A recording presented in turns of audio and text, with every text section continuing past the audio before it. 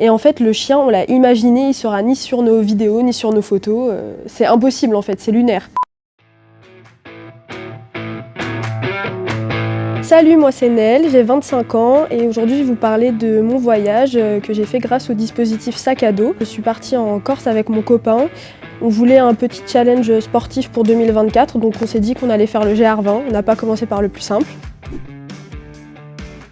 Alors le dispositif sac à dos, c'est un dispositif d'aide au départ en vacances pour les jeunes de 16 à 25 ans.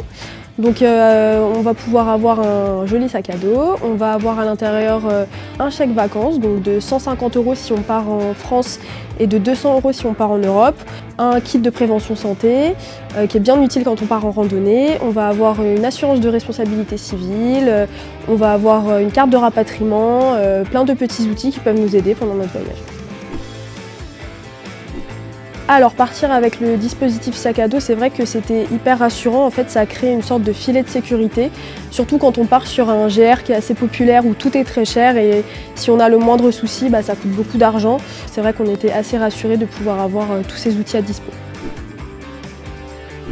Alors on a pris contact avec Marine, qui est l'informatrice jeunesse du BIJ de l'usine à chapeaux. Ça a été super simple et rapide pour comprendre et effectuer les démarches. Au bout d'à peu près 4 jours, on avait nos sacs. Et ce qui est cool aussi, c'est que c'est un dispositif d'aide pour les jeunes de 16 à 25 ans. Et l'été 2024, c'était l'année de nos 25 ans, donc on est arrivé pile poil. C'est quand on a pris volontairement une variante du GR20, on s'est retrouvé dans une magnifique forêt. Mais on avait un petit peu de mal à se repérer parce que le sentier était très mal balisé.